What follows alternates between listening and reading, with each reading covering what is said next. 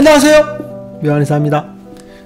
얼굴 피부질환 환자분들을 보다 보면 얼굴 피부염 자체가 오랫동안 안 낫는 경우들이 굉장히 많습니다. 그래서 안 나으니까 이 병명이 과연 진단한 게 맞을까라는 고민을 많이 하세요. 얼굴에 지루성 피부염으로 치료를 했는데 치료했는데도 안 낫고 오랫동안 지지부진하단 말입니다. 그러면 두 가지를 의심할 수 있죠. 첫 번째는 진단이 잘못된 게 아닐까 라고 생각할 수 있죠. 그래서 진단에 대해서 고민을 많이 하시거든요. 그리고 두 번째는 과연 왜 안 낫는 거지? 나의 문제인가? 라고 생각을 하시거든요. 공교롭게도 지루성 피부염이나 아토피, 화폐상습진 같은 경우는 사실은 양방 피부과적으로는 잘 안 낫습니다. 그런데 안 낫는다는 걸 이해를 잘 못하시죠. 그런 상태에서 병을 보다 보니까 안 나으니까 병명이 틀렸다라는 의심부터 하게 되죠. 병명에 대해서 정확하게 짚어서 얘기해 주지 않는 경우들이 굉장히 많습니다. 보통 두리뭉실하게 얘기하죠. 얼굴에 지루성 피부염 있으면 그냥 뭐 피부염입니다, 알레르기입니다, 아토피 피부염입니다 라고 대체적으로 그냥 두리뭉실한 얘기를 하거든요. 아니면 습진입니다 라고 얘기하거든요.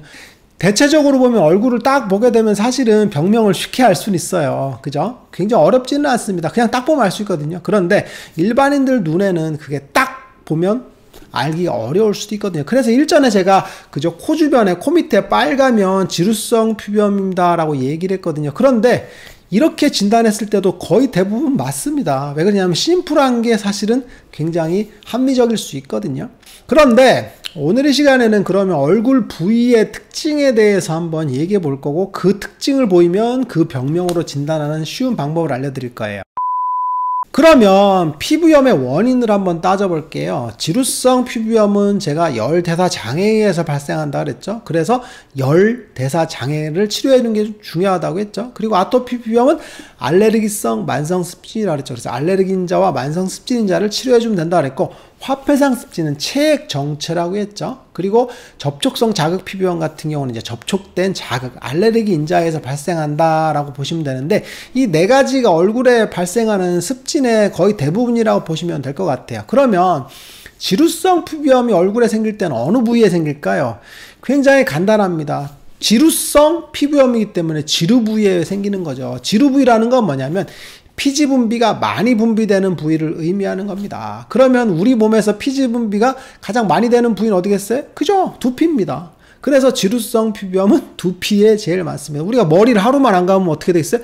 간질간질하고 냄새가 나죠. 그죠? 머리가 떡지고 피지 분비가 굉장히 많은 부위입니다. 그런데 우리가 허벅지를 하루 안 닦았다고 쳐보세요. 그러면 허벅지에 기름이 잘잘 흘러요? 안 흐르죠. 여기는 안 흐르죠. 그죠? 얼굴은 좀 흐르고, 그죠?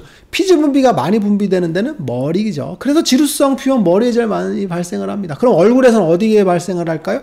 그죠? T존에서 발생을 하죠. T존이 피지가 가장 많이 분비되는 지루 부위거든요. 그래서 T존 부위에 많이 발생을 하게 되겠죠. 그래서 얼굴에서 피지 분비가 많이 분비되는 데는 T존입니다. 그러면 얼굴에도 열이 분포를 하게 되는데, 열이 많은 부위가 있죠. 주로 눈 부위가 열이 좀 많죠. 그리고 코 주변에도 좀 열이 많습니다. 우리가 호흡을 함으로써 들숨 날숨이 왔다 갔다 하면서 뜨거운 공기들이 많이 나오거든요. 그래서 쉽게 뜨거워진 부위는 코 주변입니다. 그래서 지루성 피부염에서 가장 특징적인 부위는 어디라 그랬어요?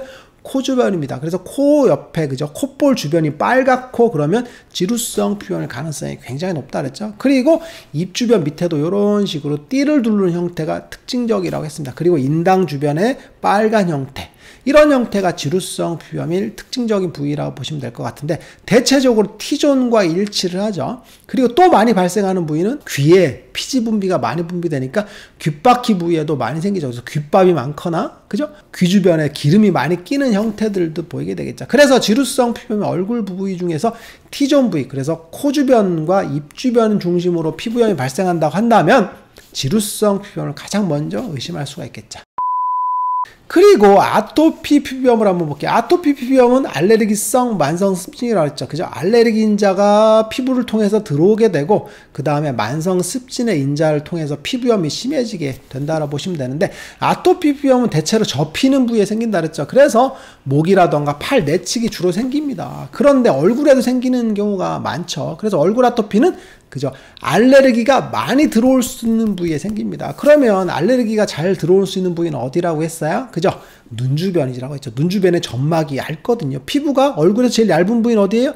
눈 주변이죠. 그래서 눈 주변이 가장 아토피가 생깁니다. 그리고 이쪽, 그죠? 관자놀이 쪽도 피부가 얇거든요. 만져보세요. 얇잖아요. 근데, 그죠? 턱 밑에 이런 데 두껍잖아요. 그러니까 침투를 잘 못하죠. 그래서 피부가 얇은 부위를 중심으로 이렇게 눈 주변으로 라인을 통해서 침범을 하죠. 그래서 아토피 비염이 심한 분들 보면 이렇게 눈썹 주변으로 해서 눈 주변으로 해서 심한 부위를 많이 나타나죠. 그래서 귀까지 연결되는 그런 특징을 보이겠죠. 그 이유는 피부가 얇아서 그렇죠. 그런데 소아토피 같은 경우는 조금 예외인 부분들이 있어요.